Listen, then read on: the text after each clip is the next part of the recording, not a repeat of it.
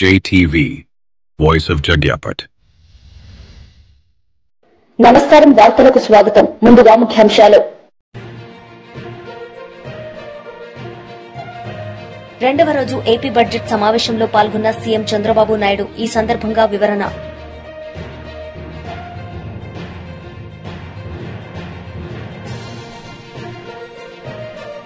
Bio Asia సదస్సులో పాల్గొన్న CM Revanth Reddy. ఈ సందర్భంగా ప్రసంగం.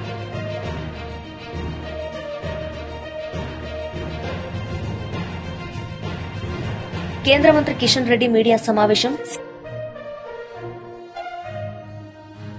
ఏపీ బడ్జెట్ సెషన్స్ లో సీఎం చంద్రబాబు పాల్గొన్నారు. ఈ సందర్భంగా ఆయన పలు అంశాలపై వివరణ ఇచ్చారు. 24-25% 12.94% వల్ల గ్రోత్ చూస్తే 14 కోట్ల, మామూలుగా వచ్చుంటే 8.6 వస్తే 14 కోట్ల 22 లక్షలు వచ్చేది.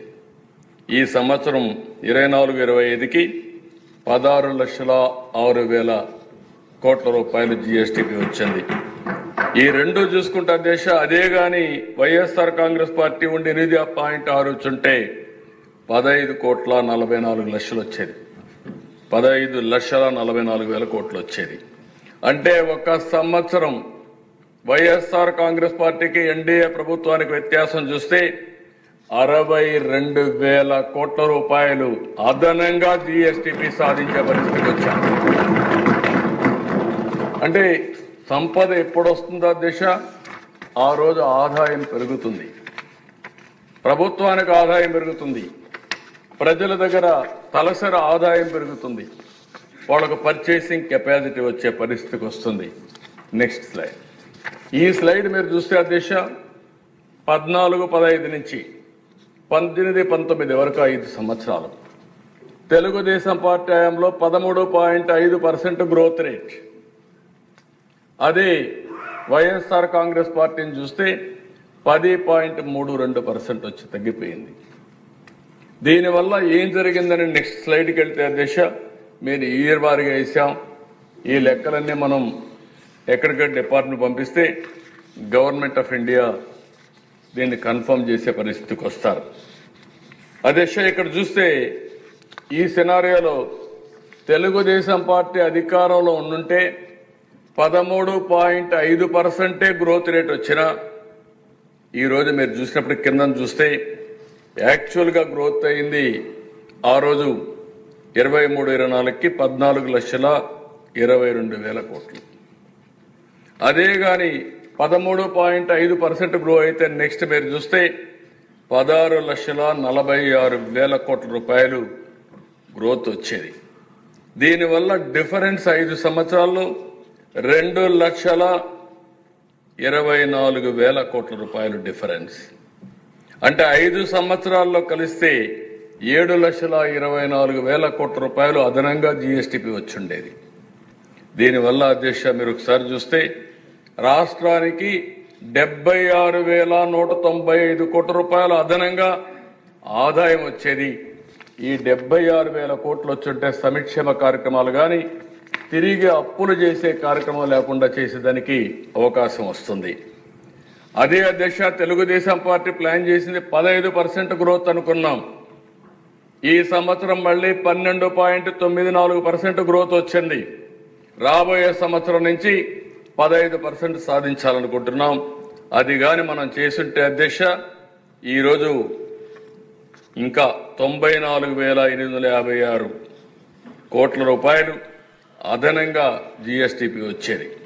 అంటే ఎందుకు చెప్తున్నానంటే అధ్యక్ష ఇవన్నీ మనం దీనివల్ల ప్రభావం ఏంటంటే నెక్స్ట్ స్లైడ్లో మీరు చూస్తే పర్ క్యాపిటా ఇన్కంలో మీరు చూస్తే మామూలుగా వచ్చుంటే కానీ వీళ్ళు వచ్చిన తర్వాత చూసినప్పుడు 13.5%తో మనం గ్రో అయింటే 41,706 కోట్ల రూపాయలు అదనంగా ప్రతి సంవత్సరం తలసరి ఆదాయం పెరిగేది. ఈరోజు మనం 10,000 15,000 ఇవ్వడం కాదు, ప్రజల ఆదాయం పెంచాలి. అదే మరి ప్రభుత్వం యొక్క వనరులు పెంచాలి. ఇది పెంచుంటే ఇలాంటి పరిస్థితి వచ్చేది కాదు. అదే గాని 15% పెరిగితే అదనంగా 60,000 కోట్ల రూపాయల ఆదాయం వచ్చేది. మాజీ మంత్రి కన్నబాబు మీడియా సమావేశం నిర్వహించారు. ఈ సందర్భంగా ఆయన మాట్లాడారు.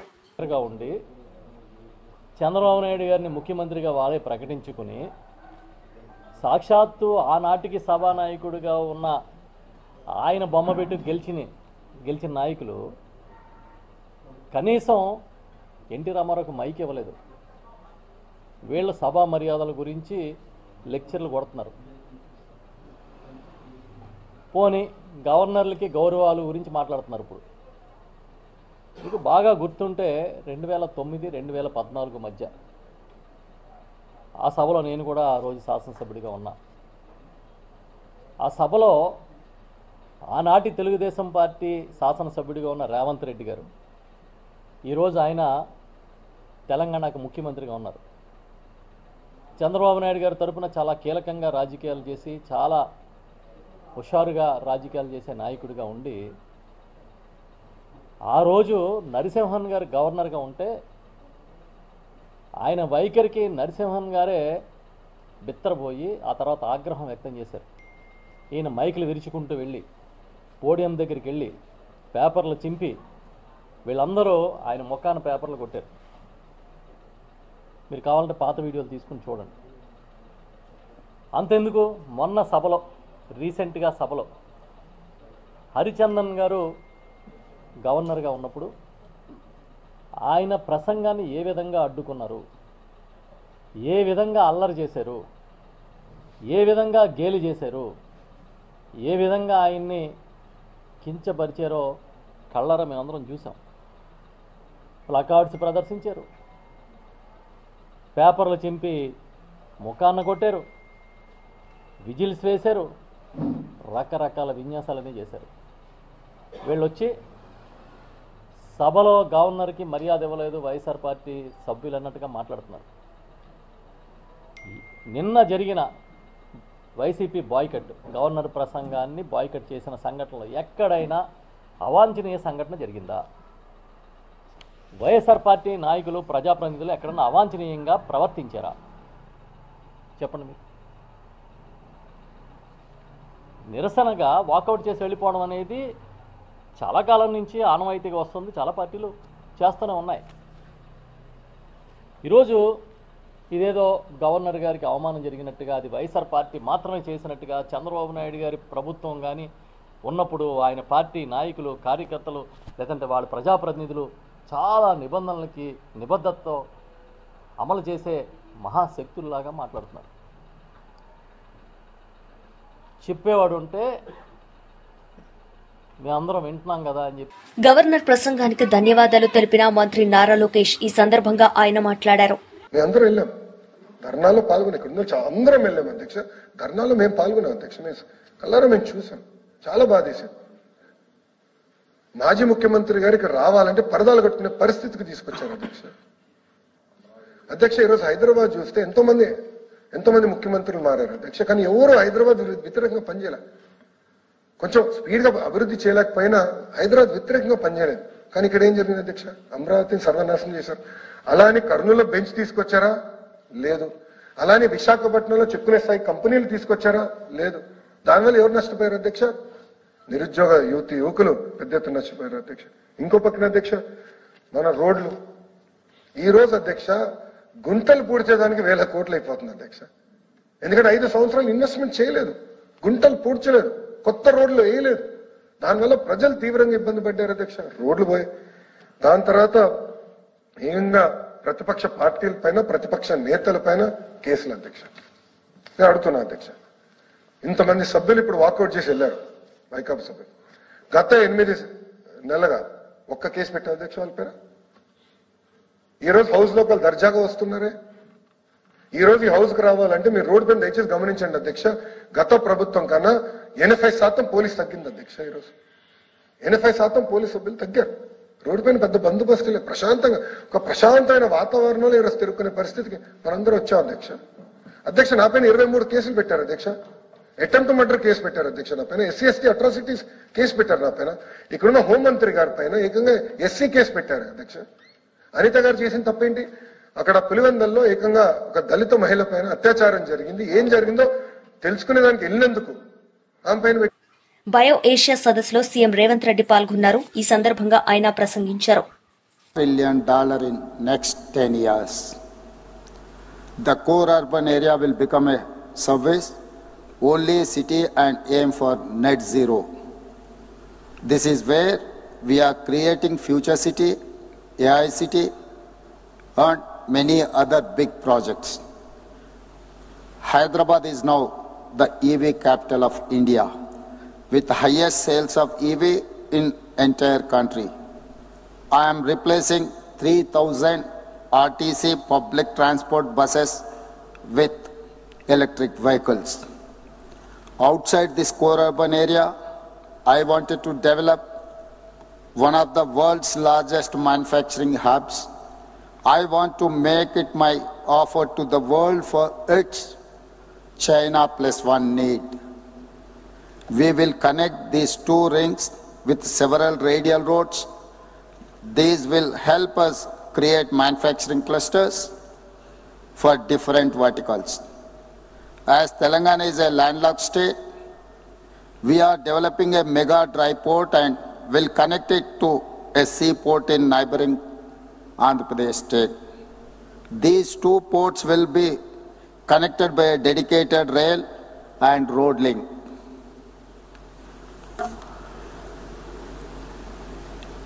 In this larger framework, we are excited to have this BioAsia conference.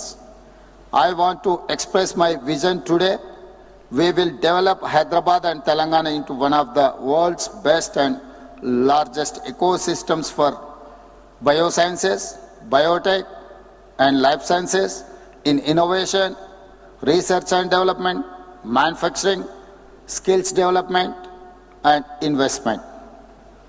Yesterday, we welcomed Amazon to Hyderabad. This is proof of how vibrant our ecosystem is and how friendly our policies are. I know some of the biggest names and greatest minds are here from the industry. Together, I hope all of you use this as a platform for great collaborations. My government is committed to providing you with the perfect ecosystem that includes policy, infrastructure, and support. BRS పార్టీలో చేరిన station Ghanpur నియోజకవర్గానికి చెందిన పలువురు కాంగ్రెస్ నాయకులు ఈ సందర్భంగా మాజీ మంత్రి కేటీఆర్ మాట్లాడారు. ఎన్నికలు వస్తాయి, బరాబర్ గిరిగీసి కొట్లాడాలే, వీళ్ళ సంగతి ఏందో చూపెట్టాలి. దయచేసి నేను మిమ్మల్ని కోరేది ఒకటే, ప్రజలకు కూడా ఇప్పుడిప్పుడే అర్థమవుతున్నది, మోసపోయినామని అర్థమైంది. మనకు ఓటైన వాళ్ళు కూడా ఇప్పుడు బాధపడతాను. ఇక బయటికి చెప్పుకోలేరు ఇమీడియట్గా, కానీ కొద్దిగా టైం పడుతుంది, కానీ బాధపడతాను. కానీ ఇది మంచిదే, మనకు ఇది ఖచ్చితంగా మన మంచికే. ఎందుకంటే ప్రజలకు కూడా తెలిసి రావాలి. అప్పుడప్పుడు గాడిదని చూస్తేనే గుర్రం విలువ తెలుస్తుంది, చీకటిని చూస్తేనే వెలుగు విలువ కూడా తెలుస్తుంది, రేవంత్ రెడ్డిని చూస్తేనే కేసీఆర్ విలువ కూడా ఇలా అర్థమవుతుంది. ఇది వాస్తవం. కేసీఆర్ ఉన్నప్పుడు మంచిగా బ్రహ్మాండంగా పడుతుండే, టంగు టింగ్ అనుకుంటా మంచిగా రైతు బంధు పడుతుండే. మరి ముఖ్యమంత్రి గారిగా సేమ్ టింగు టింగ్ అంటే బాగుండదు కదా, అందుకేమనుకున్నాడు, టకీ టకీ అని మొదలుపెట్టాడు. పడా టకీ టకీ పడుతున్నాయి, రైతు బంధు టకీ టకీ, రుణమాఫీ జరిగిందా టకీ టకీ, కళ్యాణ లక్ష్మి పడుతుందా టకీ టకీ, ఒక్కటన్నా ఏదన్నా టకీ టకీ ఒక్క కాడ మాత్రం పడుతుంది. ఎక్కడ?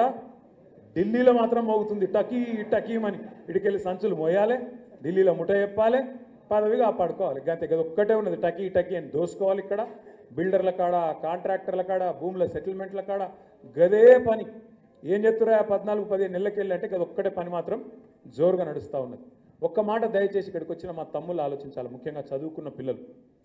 కేసీఆర్ ప్రభుత్వాన్ని ఇదే రేవంత్ రెడ్డి ఒకసారి కాదు, ఒక 100 సార్లు అన్నాడు, 1000 సార్లు అన్నాడు.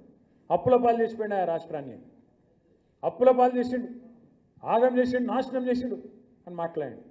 మేము మొత్తం పురుజ లెక్క తీసి చెప్పినాం మొన్న అసెంబ్లీలో. ఏం చెప్పినాం? మొత్తం 10 ఏళ్ల కాలంలో తెలంగాణ వచ్చినాక కేసీఆర్ ప్రభుత్వం చేసిన అప్పు సంవత్సరానికి 41,000 కోట్లు, సంవత్సరానికి 41,000 కోట్లు. సరే, కేసీఆర్ ప్రభుత్వం అప్పు చేసింది.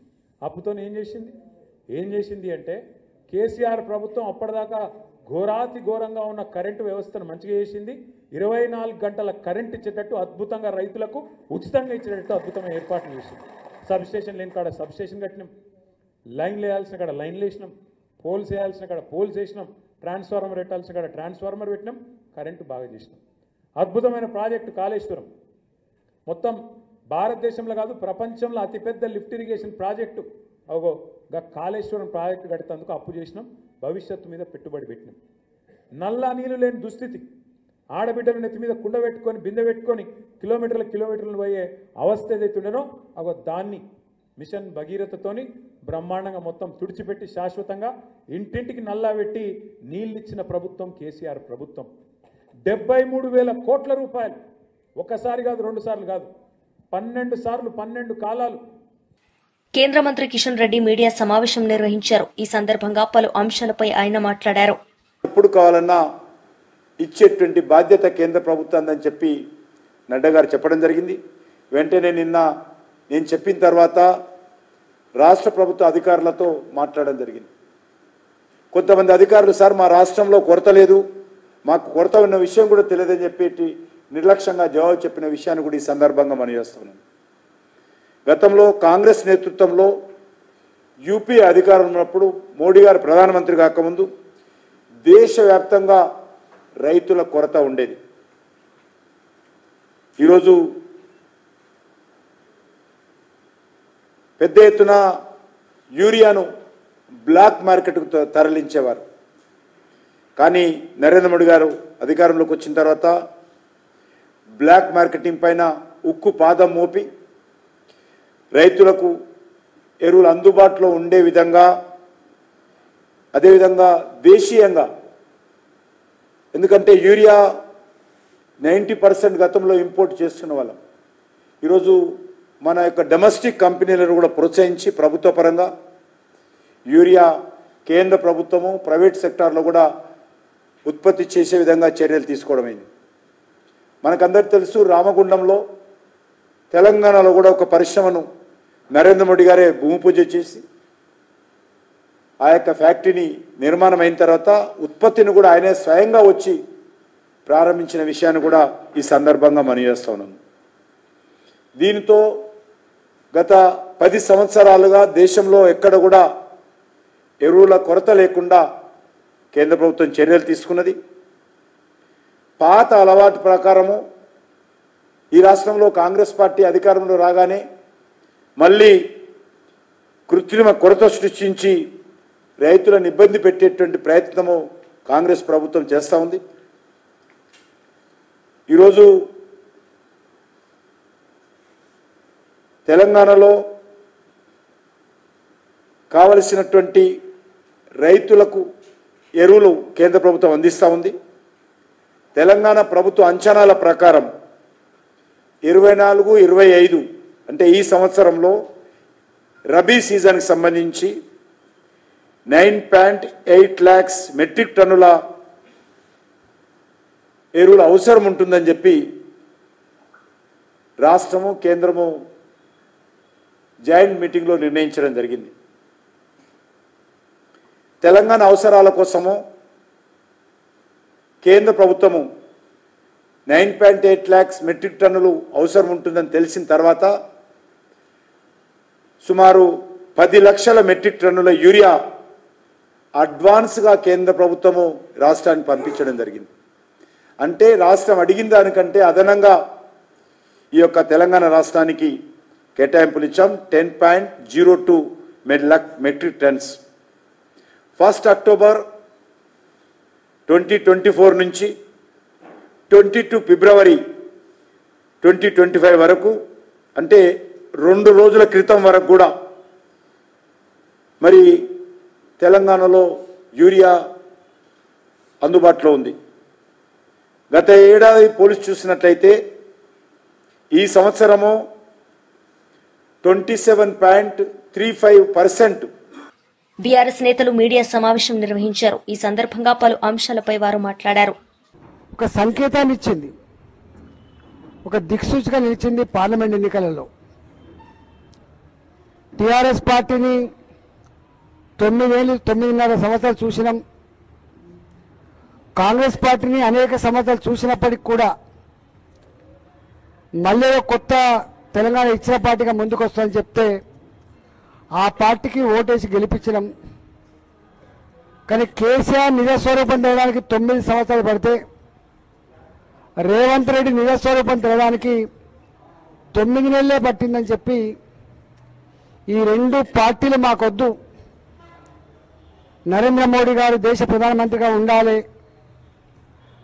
అనేటువంటి నిర్ణయం తీసుకొని పార్లమెంట్ ఎన్నికల్లో భారతీయ జనతా పార్టీకి 35% ఓట్లేసి గెలిపించి 8 పార్లమెంట్ స్థానాలు ఇచ్చినటువంటి చరిత్ర మన కళ్ళ ముందు ఉంది. కాబట్టి ఆ తదుపరి వచ్చినటువంటి 2 టీచర్ ఎమ్మెల్సీ, 1 పట్టభద్రుల ఎమ్మెల్సీకి ఎన్నికలు జరుగుతున్న సందర్భంలో ప్రజల నిర్ణయాన్ని, ప్రజల యొక్క ఆలోచనని బలపరిచే విధంగా మీ తీర్పు ఉంటుందని చెప్పి మేము భావిస్తా ఉన్నాం.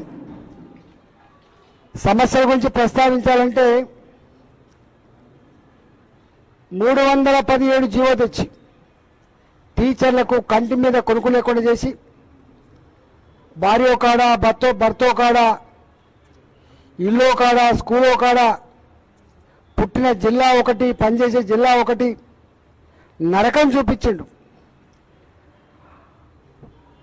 ఈ టీచర్ లోకానికి ఆనాడు కాంగ్రెస్ పార్టీ హామీ ఇచ్చింది, వెంటనే సరి చేస్తామని చెప్పిండు.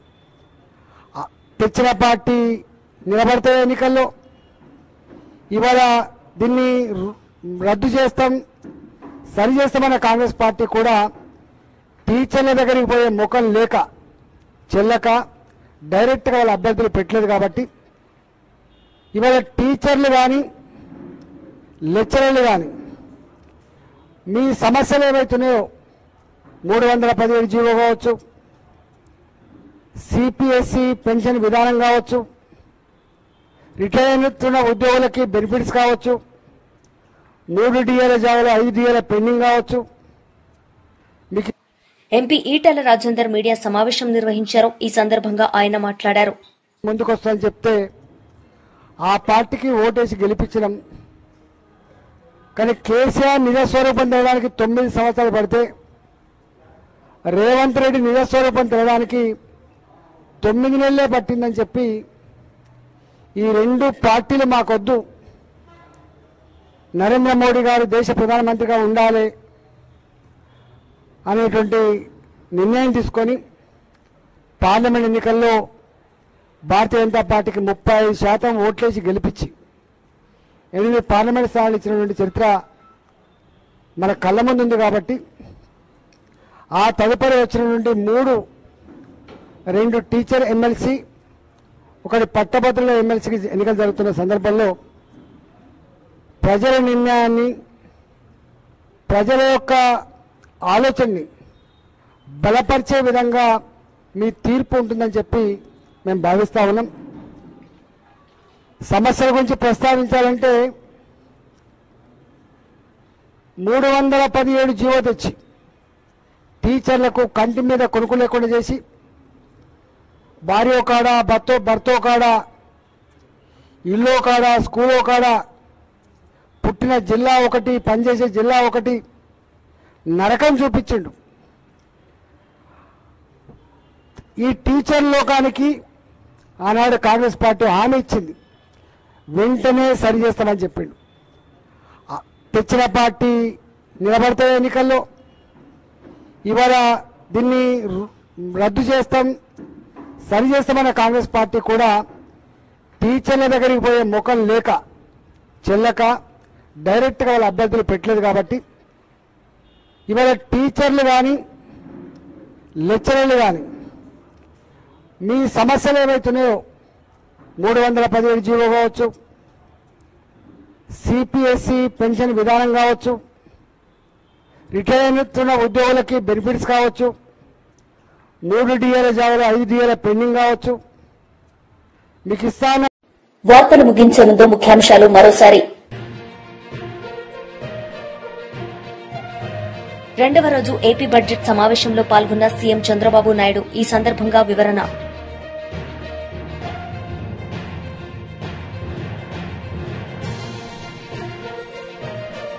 బయో ఏషియా సదస్సులో పాల్గొన్న సీఎం రేవంత్ రెడ్డి. ఈ సందర్భంగా ప్రసంగం.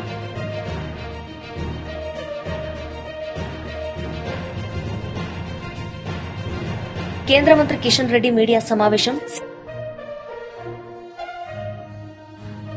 ఈ వార్తలు ఇంతటితో సమాప్తం. తిరిగి ప్రసారమయ్యే వార్తల్లో మళ్లీ కలుద్దాం. అంతవరకు సెలవు. నమస్తే.